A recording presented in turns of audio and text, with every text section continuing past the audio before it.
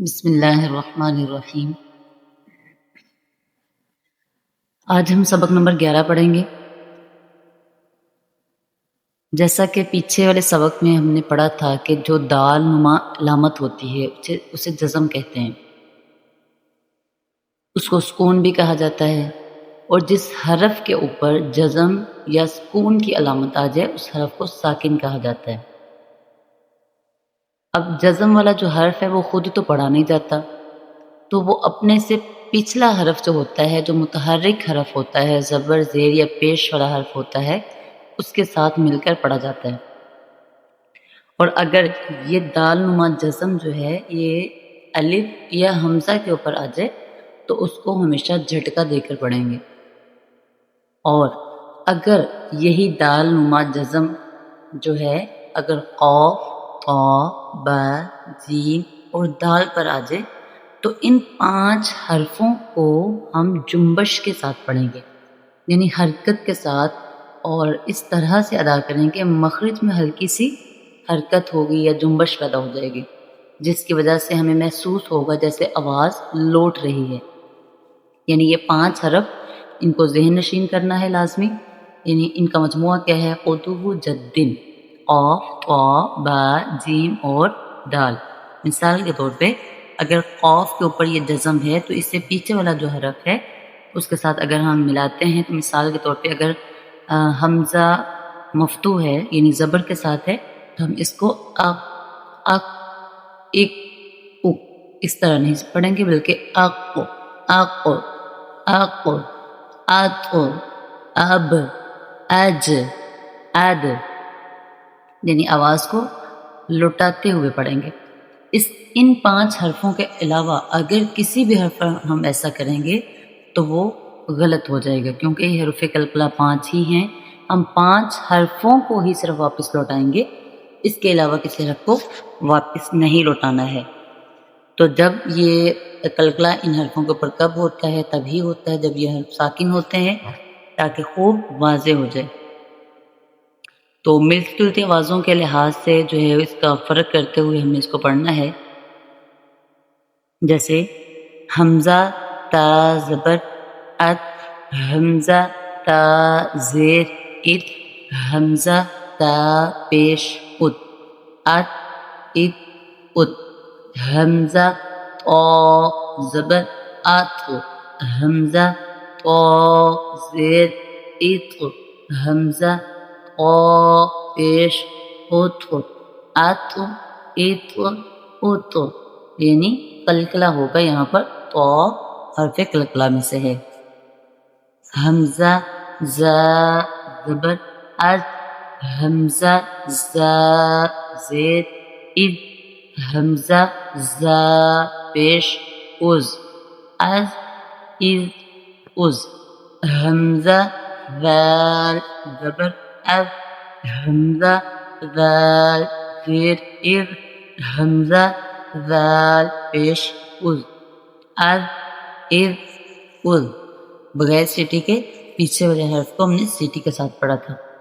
حمزہ ضا زبر از، حمزہ ضا زیر اذ، حمزہ ضا پیش از، از، اذ، از، حمزہ ضاد زبر اد، حمزہ ضاد زیر اذ، حمزہ ضاد پیش اد، اد، اذ، از۔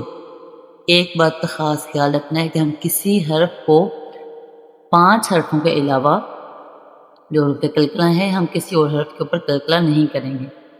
حمزہ فا زبر ات بغیر سیٹی کے، حمزہ فا زیر ات، حمزہ فا پیش اس، ات، اس، اس، حمزہ سین زبر اس، حمزہ سین زیر اس، حمزہ سین پیش اس، اس، اس، اس، حمزہ صاد زبر اس، حمزہ صاد زیر اس، حمزہ صاد پیش اس، اس، اس، اس، حمزہ کاف زبر اک، حمزہ کاف زیر ایک، حمزہ کاف پیش اک، اک ایک اک۔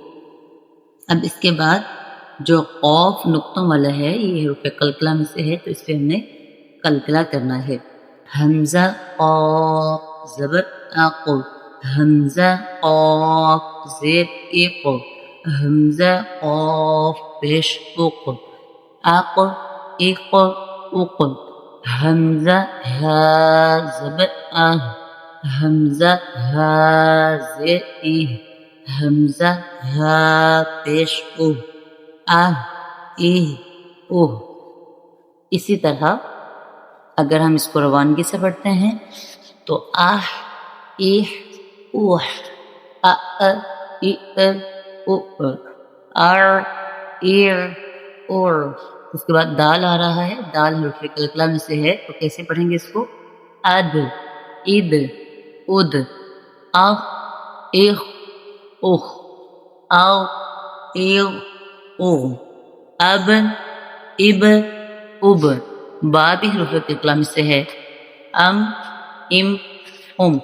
ایک بات کا بار بار کیوں کہا جا رہا ہے کہ آپ نے خیال رکھنا ہے کہ با کے اوپر جیسے ہم نے قلقلہ کیا ہے، اسی طرح اگر میم مثال اگلا ورڈ ہے تو ہم اس کو ام ام ام پڑھیں گے، نہ کہ ام ام ام، اس طرح سے نہیں پڑھیں گے، ٹھیک ہے؟ اس بات کا خاص خیال رکھنا ہے۔ ام ام ام، او او۔ اب یہاں پر او اور او کا جو ہے زیر جو ہے وہ کبھی بھی واؤ سے پہلے نہیں آتی، تو اس وجہ سے یہاں پر واؤ زیر کے ساتھ نہیں لکھی گئی۔